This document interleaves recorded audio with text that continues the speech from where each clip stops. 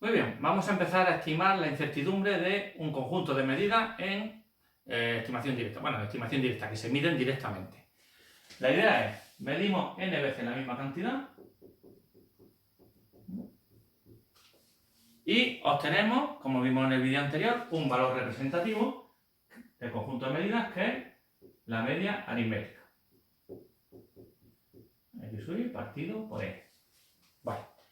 Ahora, ¿cuál es la incertidumbre asociada al conjunto de medidas? Ese es nuestro gran problema ahora. Bien, si nosotros tenemos n medidas, yo puedo inventarme cualquier cosa. Puedo inventarme un error para la medida 1. X1 menos el valor medio. Esto es 1. Otro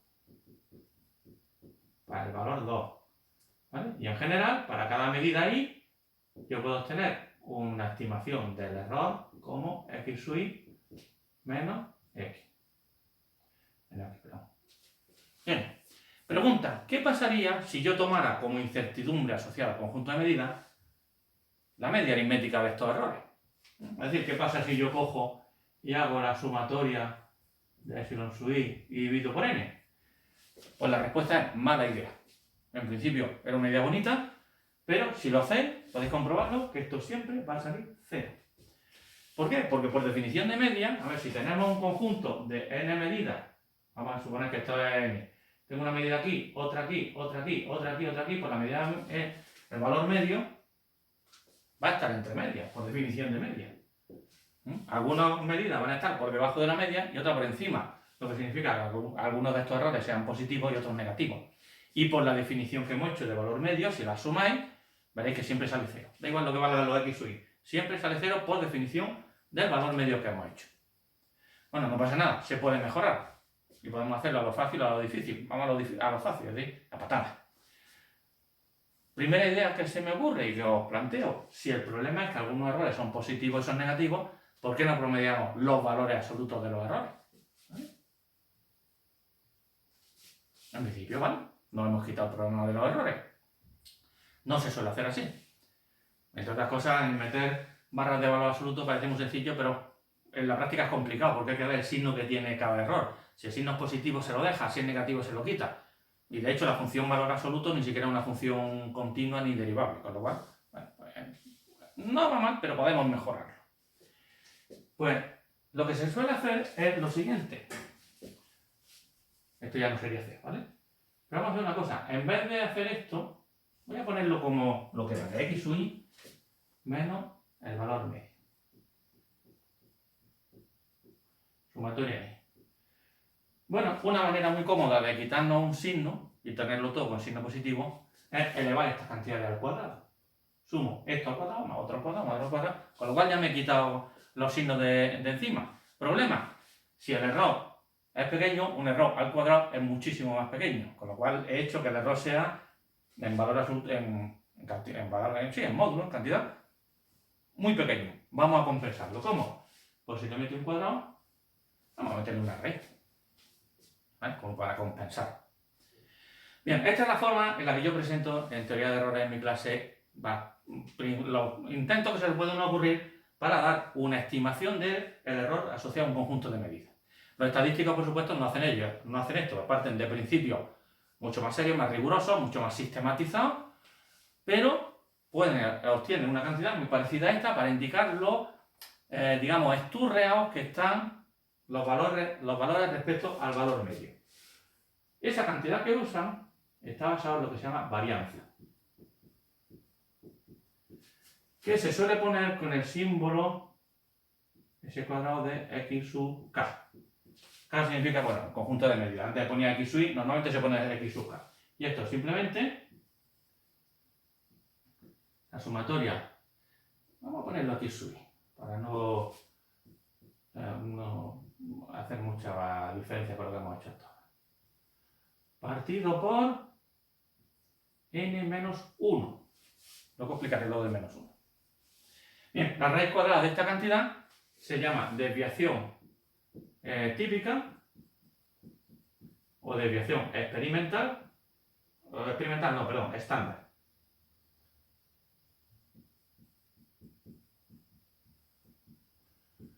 de la muestra. Voy a explicar eso también.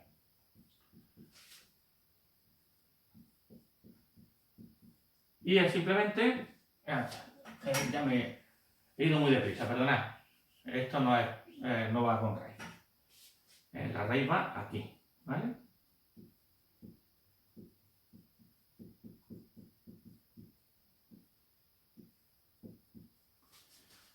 De acuerdo, perdonadme el fallillo. Bien.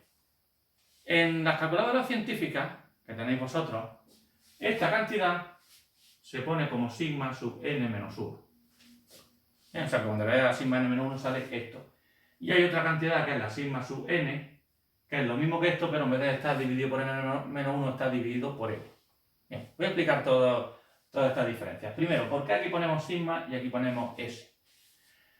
Bien, no tenía ningún problema yo en poner aquí sigma para trabajar en lo que estamos haciendo aquí, pero quiero hacer las cosas lo más rigurosas posible siempre que pueda. Bien, resulta que el símbolo sigma se usa cuando estamos hablando de toda una población y la S para una muestra de la población.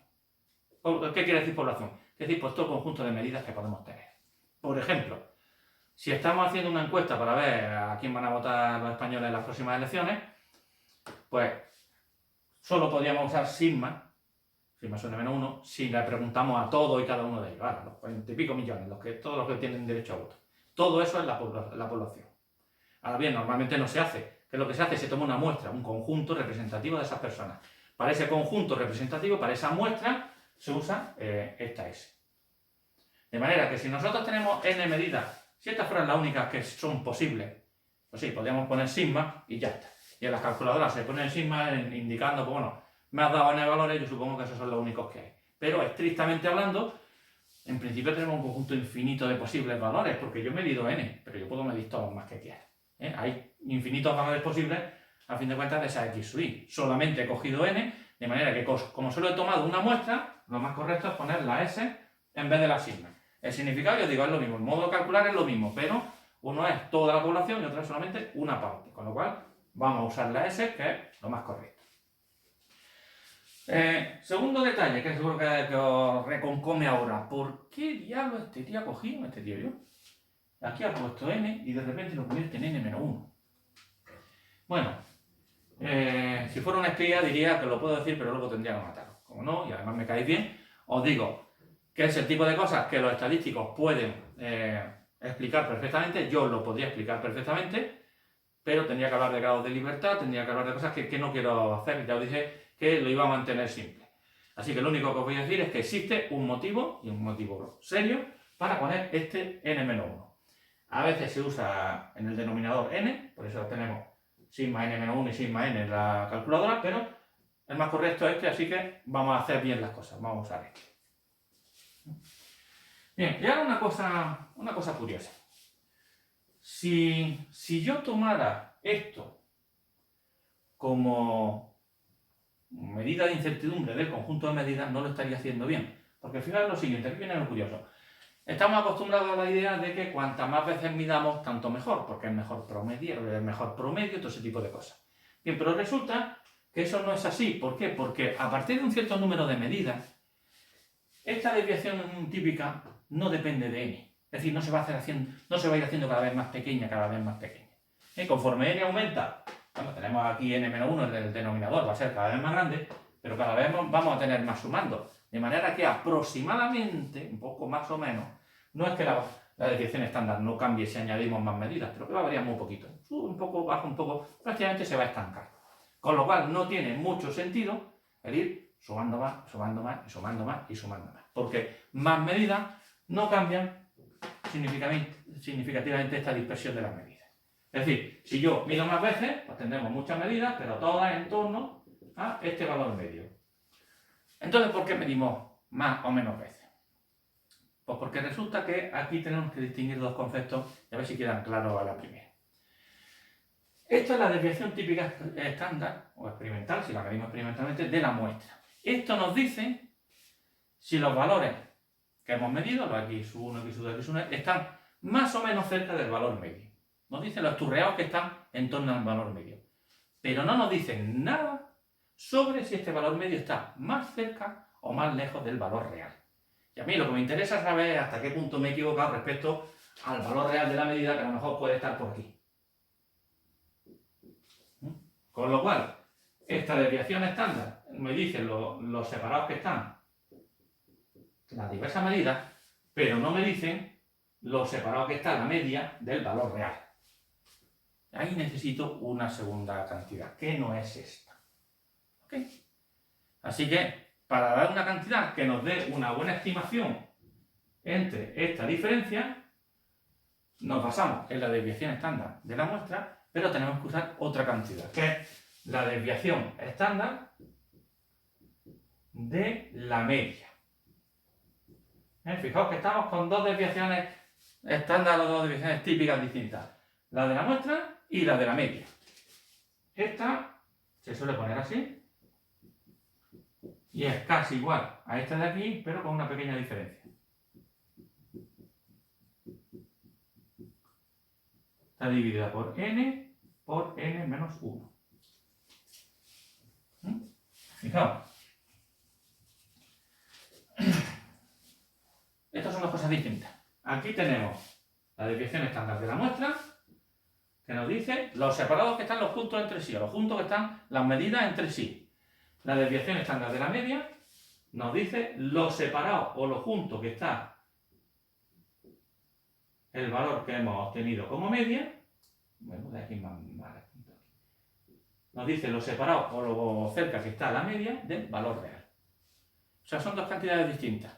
Una, digamos, para consumo interno y otra de cara a la galería. Una que me dice si están muy separados o poco separados los valores experimentales entre sí. Y otra que me dice si el valor medio que hemos obtenido está más o menos cerca del valor real. Son conceptos parecidos, a veces es difícil pillarlo al principio, pero es importante saberlo. Os dejo con el siguiente detalle. Fijaos, esto lo puedo poner así. Esto que hemos hallado aquí, la x sub i, partido por raíz de n. Vamos a dejarlo aquí, vamos a seguir en otro vídeo y os dejo, repito una vez más, ya sé que soy pesado, pero quiero que quede bien claro los conceptos que estamos tomando. Valor medio me dice, bueno, el valor representativo del conjunto de medidas. Desviación típica nos dice los separados o los juntos que están los valores, los n valores entre sí, en torno a la media. Desviación estándar de la media nos dice los separados que está ese valor medio que he obtenido del valor real. Y a partir de ahí seguimos en el próximo vídeo. Venga.